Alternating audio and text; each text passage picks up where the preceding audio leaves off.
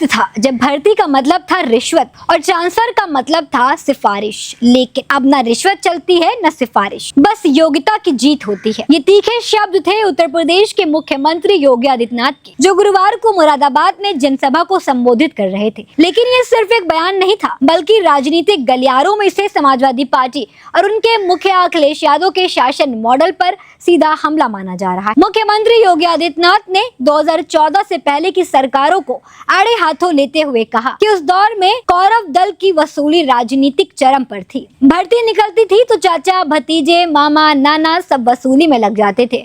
उन्होंने कटाक्ष किया और ये बात सपा सरकार के दौरान मचे भर्ती घोटाले की ओर सीधा इशारा समझी जा रही है।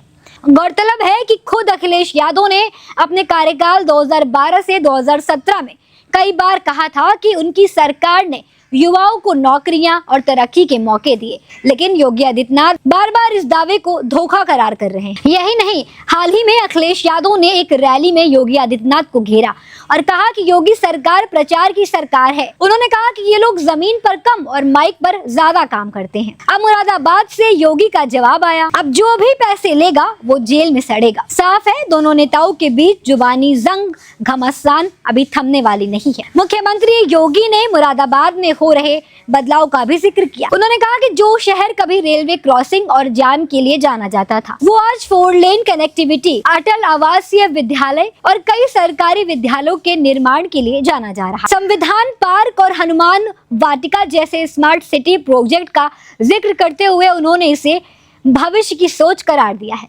उन्होंने कहा, अब मुरादाबाद सिर्फ पीतल के लिए नहीं, ईमानदारी और विकास के लिए भी जाना जाएगा।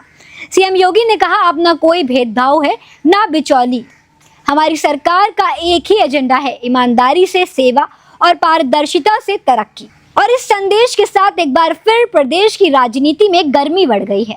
जहां एक और योगी ईमानदारी का प्रतीक बनने की कोशिश कर रहे हैं, वहीं अखिलेश अभी भी खुद को जनता के सच्चे हितैषी के रूप में पेश कर रहे हैं और स्थित करने की कोशिश कर रहे हैं। 2027 की राह में ये जुबानी जंग और भी तेज होने वाली है। अब देखना यह है कि उत्तर प्रदेश की सियासत में किसकी आवाज सबसे ज्यादा गूंजेगी, योगी की ईमानदारी की बात या अखिलेश के प्रचार वाली राजनीति का जवाब।